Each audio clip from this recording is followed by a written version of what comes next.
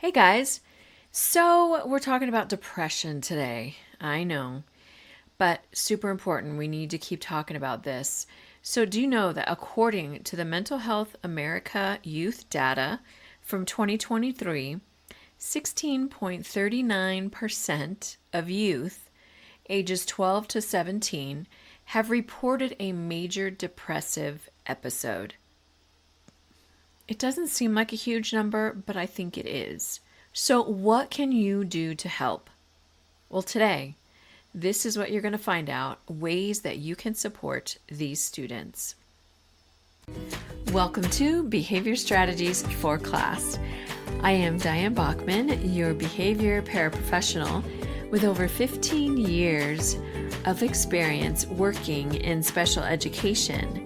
And I'm so glad you're here because I'll be teaching you about social emotional learning, behavior strategies, trauma-informed care, and more. So if you are tired of being frustrated and not knowing what to do with your students who have challenging and disruptive behavior, you're in the right place. Now, if you're ready to become more equipped to help your students learn and grow, let's listen in to today's episode. Before we get started on our topic today, I just want to remind you to leave a review wherever you're listening, hit that subscribe button, and please share this episode or any of the other episodes so that others can continue to learn and grow. And also join my Facebook group, Behavior Strategies for Class, with lots of amazing educators in there that you can connect with. And then check out the Calendly link and sign up to get your free strategy call so that we can work on helping you with your challenging students and getting the right strategies in place.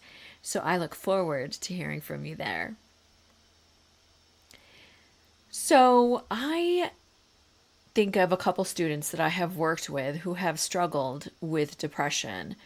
And I'm sure there have been more than that, and I can think of even some of the gen ed students that I worked with who went through this or struggled with depression. And one of our students struggled with this and being suicidal because his parents were going through a divorce.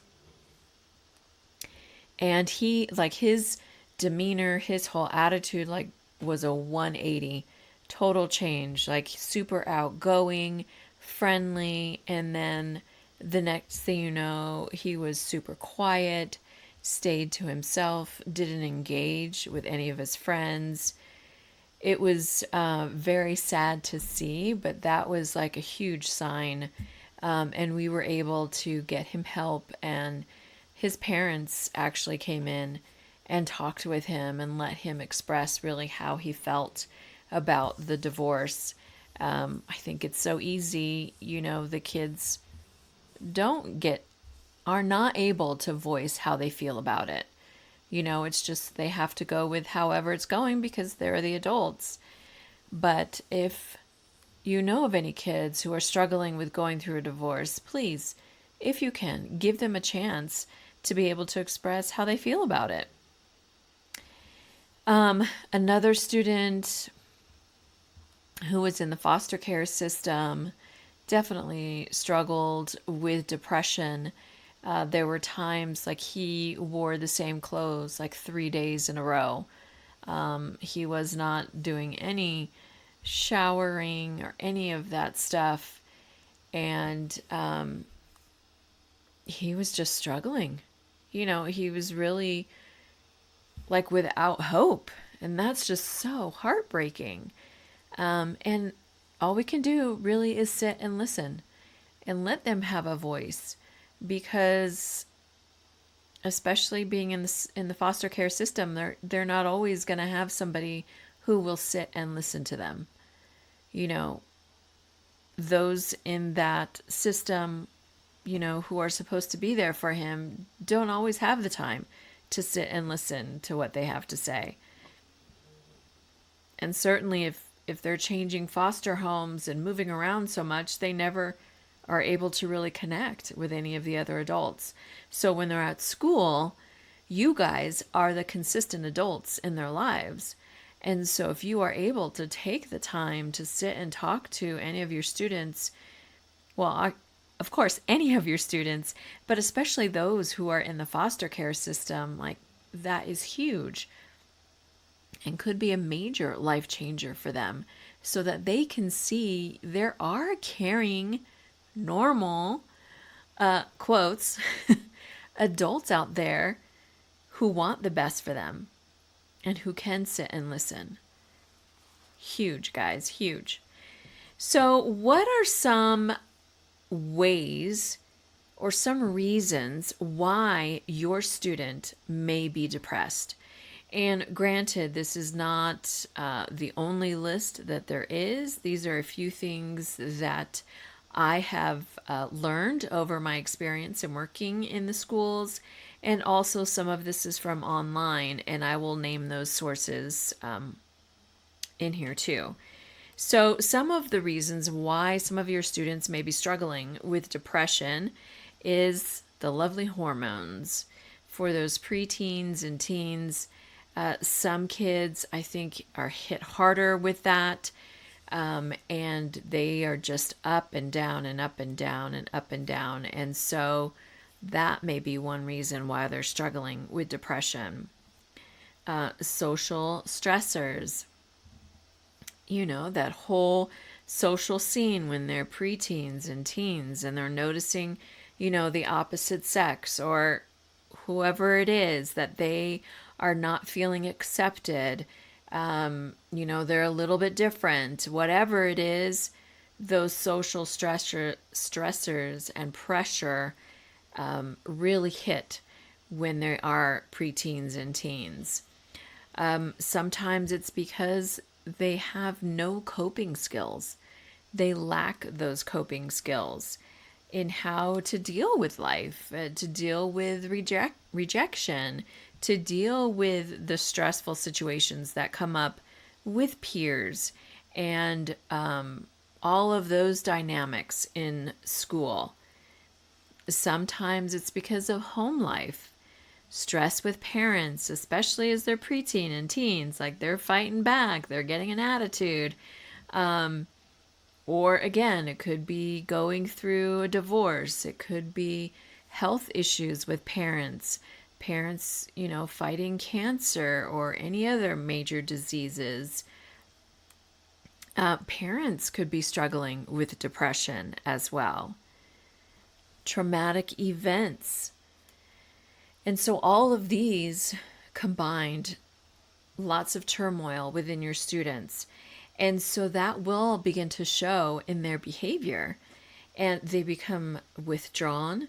They decline, like I said, in self-care. They're crying. They're angry. They're apathetic. They refuse. All of these things work really against your student in helping them to figure out life and how to cope. And thankfully, you are there. You, again, are that consistent adult in their life. And so what can you do to help them? Now, I know, again, you are not a mental health provider, but just by being a caring adult, you can help change their mental health. And so, again, a few things that you can do as that caring adult is listen and just ask, how are they doing?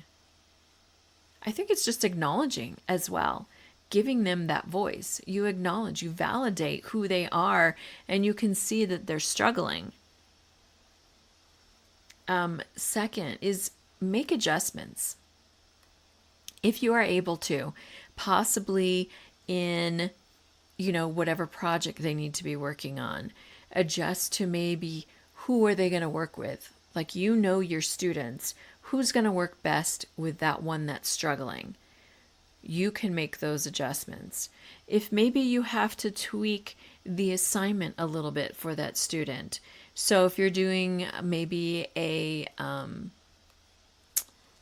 like a family tree assignment or something, and they are in the foster system, or they were adopted, or, whatever family situation is going on, that may not be the best thing for them to do.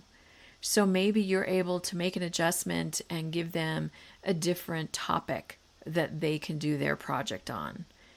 Obviously, I'm not saying like they should not be forced into doing any projects. Like, obviously, that is not what's needed for them. They still need to do the work, but you can make adjustments and tweaks here and there to help when they are struggling and going and fighting through depression. Another great thing you can do is teach those coping skills. Model that for them. Knowing like all through life, they're going to be hit. They're going to be punched. They're going to be kicked. They're going to be knocked down. How are they going to get back up? How are they going to get up and keep going again? Because this is life. We can't have them just stop and they're on the floor and on the couch for months on end. Like, that is not obviously going to help them be successful. So teaching them coping skills and resiliency as they continue to build their confidence in seeing step by step, like they are able to do it. And giving those coping skills are huge in that those will be life skills that will go on with them. Another way that you can help is to teach that positive talk. I've seen some teachers have mirrors in their room, and they have those positive affirmations around the mirror. And the students can come over and look in the mirror and say one of those affirmations.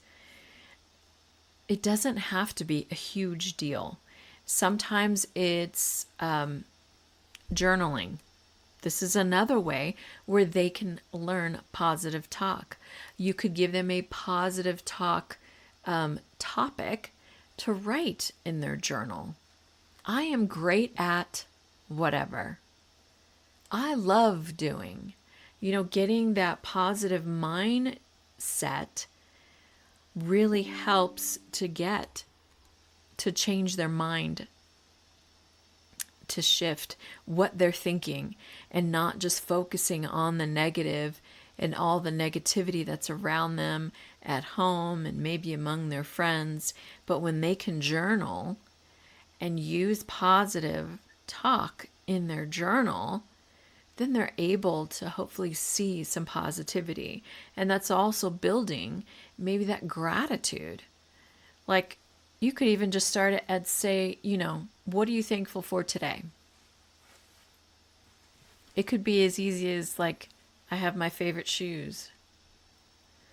And you will begin to see how they grow that. And sometimes it's, I'm thankful for my bed. And then it becomes, I'm thankful for my mom and all she does for me. Or I'm thankful my dad picks me up on the weekends. Whatever it is, for them to begin to shift their minds into seeing the positive in their life and trying to find that. Because I know sometimes it is hard. Like they can't see it. And so like one of the students that I worked with, I'd be like, well, what are you thankful for today? Lunchtime. Hey, that's great. You get to eat today, and they get to choose what they eat today. That's another thing. Kids that are struggling, like they don't feel like they have a voice. They don't feel like they have a choice. But when they're at school, they can choose what they get for lunch. And if they're able to sit and talk with somebody, whether it's you or another, mental health staff, like your counselor, school psych, school social worker, and they're able to voice how they're feeling, makes a world of difference for them. And granted, I know this can't be every day, but if they're able to connect and they know like a safe space where they can go and express, whether it's journaling right then or drawing, like I know a lot of students express a lot through drawing. give them that time or give them that space where they can do that. Or if it's, they need to take a break and go talk to the counselor. Those are other adjustments, like I said, that you can make for them.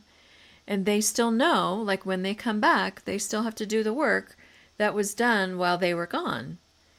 And that's fine. But giving them that voice and choice so that they know they matter, that people see them, guys, it is life-changing for them. So, like I said, I want to share a couple sources online that I used. One article was from a Dr. John Kelly, who's a school psychologist. And this was found on the IBCCES website.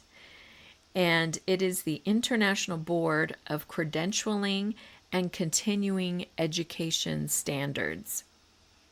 So that's one of my resources.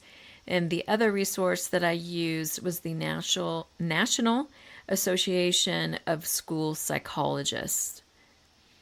So there are a lot of great websites out there that you can also find more information on how you can help your students who are struggling with depression. Because any little bit that you can do to speak into their lives positively, besides academically, is going to make a huge difference in their lives. Because we have to teach the whole child. Because if that child is super depressed, they're not eating, they're not focusing, nobody's talking to them, they're just wasting away, and we just shuffle them along. And somebody else will deal with that. Guys, I really encourage you to think about ways that you are able to help your students who may be fighting depression. And I know it's summertime, and maybe you can reflect and see, maybe where there are other things you could have done to help some students. And granted, I'm not saying that you are the fix-all, because you're not. You're just one piece that is going to make a big difference. And please continue to do what you do in standing up for your students, being there for your students, and helping them through the ups and downs of life and hormones and being a teen and a preteen and a pre-preteen. I feel like sometimes that starts at 7. Some of these kids are too much. But I want to leave you with this quote from David Mitchell. And it says, "You say you're depressed. I see resilience. You are allowed to feel messed up and inside out. It doesn't mean you're defective. It just means you're human." Guys, there are so many kids who are hurting. But by you showing up every day, sharing a smile, a handshake, a positive word, you are making a difference because you are life changers. So keep up the good work, evaluate, reflect on how you did last year, and be ready to do even better for next year. Thanks so much, guys. I'll see you next week. Thanks so much for listening. I truly appreciate your support. And if I have encouraged you, motivated you to continue to learn, to support your students, even better, to help them strive in your classroom, please leave a review, hit that subscribe button so that others can see they can learn and grow here as well. Thank you.